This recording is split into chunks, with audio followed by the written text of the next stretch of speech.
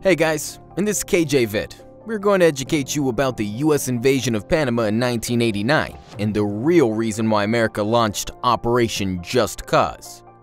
The raid into Panama was the largest US combat operation since the Vietnam War. At the time, the US trotted out various noble justifications. The narrative was to overthrow the military dictator Manuel Noriega, who was accused of drug trafficking and suppressing democracy.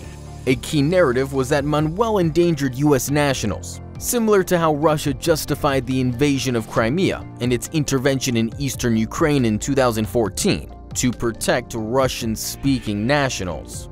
But in an all too familiar fashion, this wasn't the true story. Like Saddam, Noriega enjoyed US support and was actually recruited by the CIA before he turned into a wayward ally.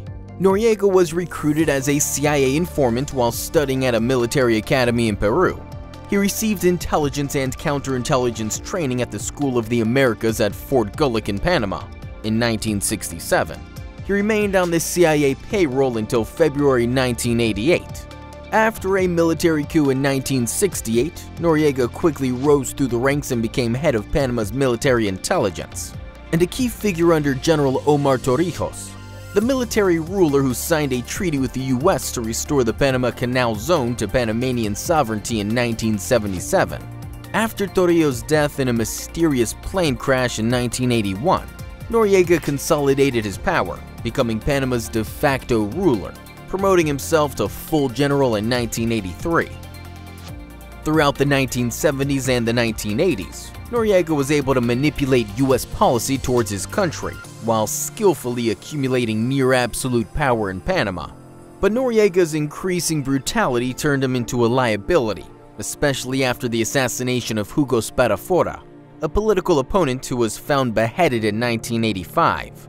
By the late 1980s, the US turned against Noriega. He was charged of drug trafficking and the CIA took him off its payroll. The next year, Noriega's image as a thuggish dictator was reinforced in the starkest terms. Following a series of incidents that culminated in the death of an American soldier, President George Bush sent in US troops to overthrow Noriega, offering a $1 million reward for information leading to his capture in December 1989. The invasion ended in late January 1990, when Noriega surrendered to US troops after taking refuge in the Apostolic Nunciature in Panama. In one of the more bizarre episodes of the invasion, US forces played loud rock music, including I Fought the Law by The Clash, to put pressure on Noriega to give himself up. Losses on the US side were 24 troops, plus 3 civilian casualties. The number of Panamanian civilian deaths was put at about 500, although there are claims that the number is much higher.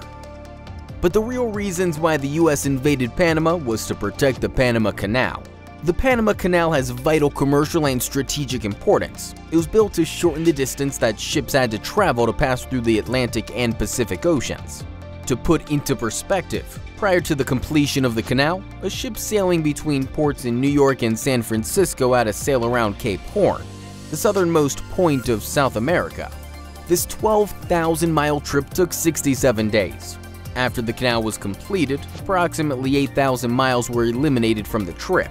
Nearly 14,000 ships and other watercraft, some as long as 3 football fields, carry 280 million tons of cargo through the canal every day.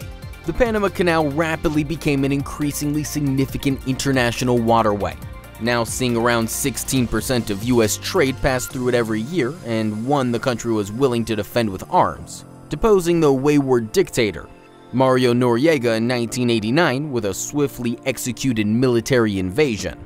So there you go, guys. That was the truth behind why the US invaded Panama in 1989.